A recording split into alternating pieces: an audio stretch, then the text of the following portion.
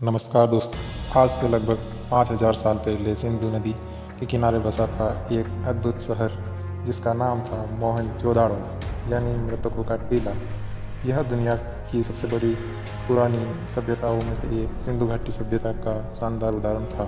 शहर दो हिस्सों में बटा था, ऊपर का टीला क्षेत्र और नीचे फैली आम बस्ती। चौड़ी सीधी गलियों, ईंटों से बनी मजबूत घर, हर गली में दो पक्की नालियाँ और कई घरों में नीचे कुएं थे। ये सब दिखाता है कि यहाँ के लोग सफाई और व्यवस्था पर काफ़ी ध्यान देते थे। मोहनजोदाड़ो की शान थी महान स्नानागार। यहाँ जगह शायद धार्मिक अनुष्ठानों या सामुदायिक स्नान के लिए प्रयोग होती थी। ईंटों और जल रोधक परतों से बना यह स्नानागार आज भी हमें चकित कर देता है कि लोग खेती करते थे, गेहूँ, जौ, तिल और कपास उगाते थे। कपास का सबसे पहला प्रमाण भी यहाँ से मिलता है। साथ ही लोग व्यापार में भी बहुत निपुण थे।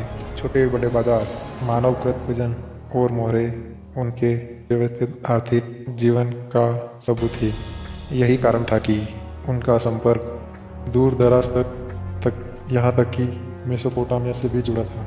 यही नहीं दोस्तों, कारीगर भी बहुत कुशल थे। मिट्टी के खिलौने, शंख और पत्थरों की सुंदर मोनिया, धातु के औजार और कला की अद्भुत झलक, नृत्य करती युवती की 5 प्रतिमा और पुरोहित राजा की मूर्ति, इन कलाकृतियों से उस समय के लोगों की संस्कृति और सोच का अंदाजा मिलता। धर्म और आस्था की झलक हमें मोहरों से मिलती है, जिन पर पशुओं और किसी देवता जैसे चित्र बने हैं, जिन्हें कई विद्वान पशुपति का रूप मानते हैं। लेकिन धीरे धीरे समय बदलता गया।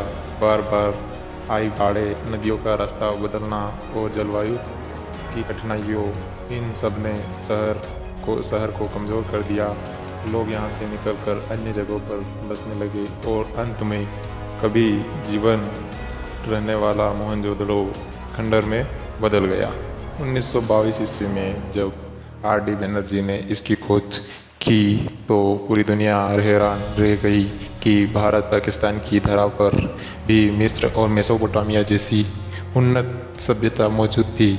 आज भी यह सब स्थल पाकिस्तान के सिंध प्रांत में है और यूनेस्को विश्व धरोहर में शामिल है। मोहनजोदड़ो सिर्फ ईंटों और खंडरों का शहर ही नहीं, बल्कि यह मानव सभ्यता की क्षमता और रचनात्मकता की निशानी है, जो हमें याद दिलाता है कि 5000 साल पहले भी इंसान इतने ही समझदार और संगठित और रचनात्मक थे। इसी के साथ कल मिलेंगे। लाइक कीजिए और सब्सक्राइब कीजिए।